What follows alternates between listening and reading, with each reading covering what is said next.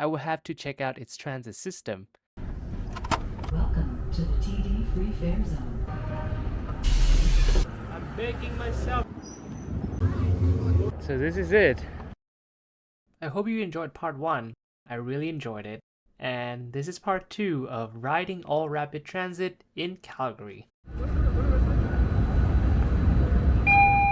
Let's start with some honorable mentions. These routes either have good frequency but are not fast, or express but are only seasonal. The first route is Route 3 running down Center Street, a good, well-used route using articulate buses with frequency of every 15 minutes, but is not fast enough to compete with the 300 or 301 running on the same corridor. The next routes are the Stampede Special routes, very frequent as I saw them coming very often to stops and are basically express buses, but they're only active for 10 days per year. Today's the day for the 300 buses, aka the 300, 301, and 302.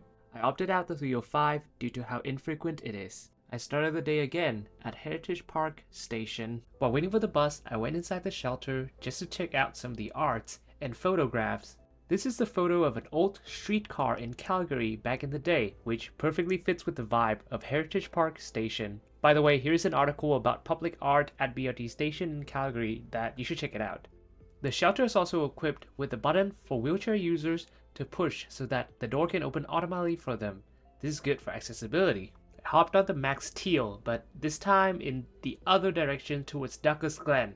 My goal for today was to travel on the 300 express lines like I said before, so I'll start with the 302 at Douglas Glen. On this direction, the MAX Teal is also not too crowded, and most passengers get off the bus at Heritage Station when the bus interchange with the LRT. This station is really car-oriented with the obsession with park and ride, but I guess that topic deserves its own video one day.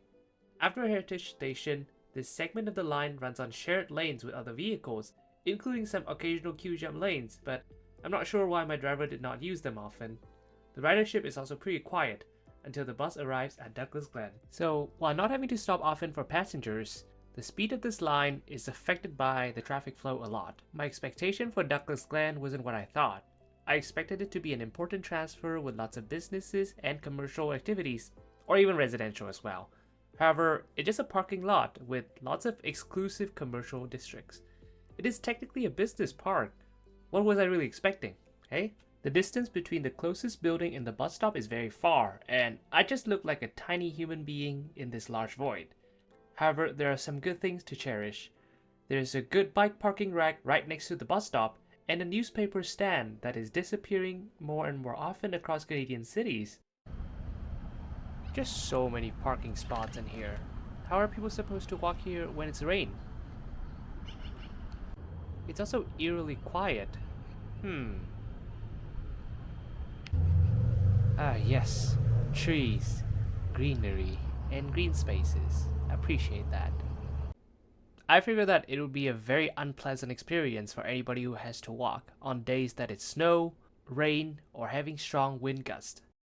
Okay, let's hop on the 302. It's an articulate bus, so that's something good. One interesting interior design feature that I've seen in this bus is that there are 4 seats at the joint. Figure that those must be the most bumpy seats on this bus. Oh hey, new development areas popping up. I think the citizens of these new areas will be very benefited from this BRT line.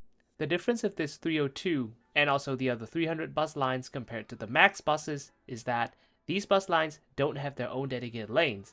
The shelters are also not as fancy with heated shelters and public art as the MAX shelters.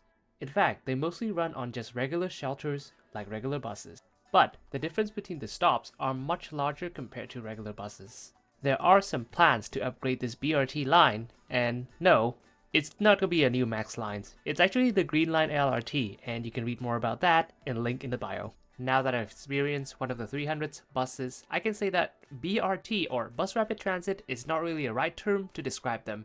Given the lack of infrastructures required to speed them up by international standards, I think express buses would be a more appropriate term, but stay tuned for the 300 and 301 that I'm doing right now. Okay, here on the 300 right now. It takes me 38 minutes to get to the airport. 300 and 301 both runs down Central Street, but one goes all the way to the north and one goes to the airport. I'm on the 300 right now going to the airport. I think this bus used a specific fleet for itself because look at the luggage rack over there for the airport travelers. Isn't that handy? This 300 runs every 20 to 30 minutes, which is an okay frequency, especially for a bus going to the airport. I heard that it also charged a different fare if you're going from the airport to downtown, but someone please clear that in the comments for me. Thank you. I cannot really fact check that because the website from Calgary Transit seems pretty vague on that information. Would you say that this is a BRT? Central Street has a dedicated lane during rush hour, but it's also used for cars with more than one occupant as well. It's a 4-lane road that has 2 lanes per each direction of travel, but there are signals and signs that can change that to 3x1 for southbound traffic in the morning rush and vice versa for northbound traffic in the evening rush. This somewhat encourages more ride shares and decreases the rate of single occupant vehicles rather than actually speeding up the buses, but I want to hear your thoughts on that. The further north I go, the more residential Central Street has become. It kind of got really small at one point, and then suddenly become a huge arterial road all over again. Well, this line is kind of long. I see the need for an LRT now. Let's get sidetracked a little bit to talk about the future Green Line. This is a north-south line going from north past North Point, the terminating point of the current Route 301, and far south past Douglas Glen, the terminating point of the current Route 302. The construction is divided into different stages, with Phase 1 goes from Șepherd, a station southeast of Douglas Glen, to Eau Claire, while Phase 2 will include a river crossing from Eau Claire to 16th Avenue to interchange with the Max Orange. The entire line will go further than this, so that's a lot of construction in the next few years to decade, but it's a needed project for a city with 1.2 million people. RM Transit made a video about this and also linked a few articles for you to read more if you would like to. I did not go all the way to the airport. I got off at 96th Avenue to catch the 301 back to downtown. This is a shelter of it, and it is distinguished from other bus stops by using its red paint. Fun fact, Calgary Transit has 2 different design guidelines for rapid buses. One is for the MAX buses developed in 2012, and one is the guidelines from 1996. I'll link them again down below if you want to read. I was low-key expecting an articulate bus, but it's just a regular 40-foot bus. But not only is it just a 40-foot bus, it's only a Nova bus. I'm just kidding, no hate for Nova, okay? No hate for Nova, I love them, I'm just kidding. Now that I boarded the 301, I realized that maybe I should spend some more time to discover the LRT tracks because I was only doing the downtown stations or close to downtown stations, therefore I may not have a good view of what the whole LRT system looks like. I then made my way to 17th Avenue Southwest first because I was introduced that this is a good street that has lots of potential to be car-free in Calgary. Thank you, Alex from Humane Cities. And you should check out his video about RCG zoning in Calgary and his car-free journal. Very worth watching. 17th Avenue is very vibrant with lots of outdoor patios, old street signs, public arts, and bike lanes. This definitely should be car-free all the time, or at least the weekend, without any questions. I then rode the LRT past through some industrial areas to Anderson Station. This station has an extra track for trains to turn around, and I happened to notice one terminating here and then ran northbound.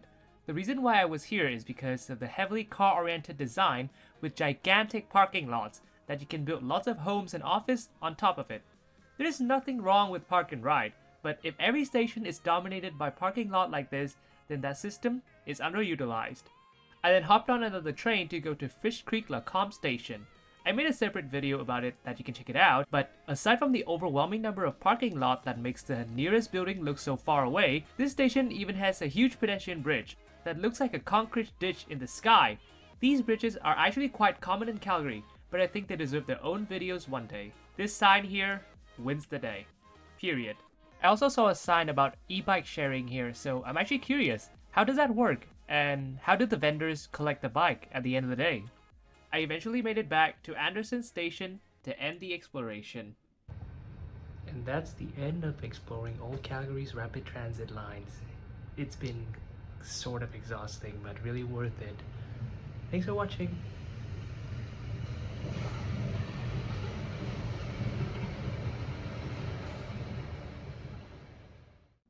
I would like to thank my supporters and donors who supported me via Buy Me a Coffee or the Linktree donation. If you'd like to see your names in the shoutout at the end of the videos, check out my Buy Me a Coffee page in the bio. Thank you so much for all your support, as making these videos require a lot of time and effort, but you made it encouraging. See you next time!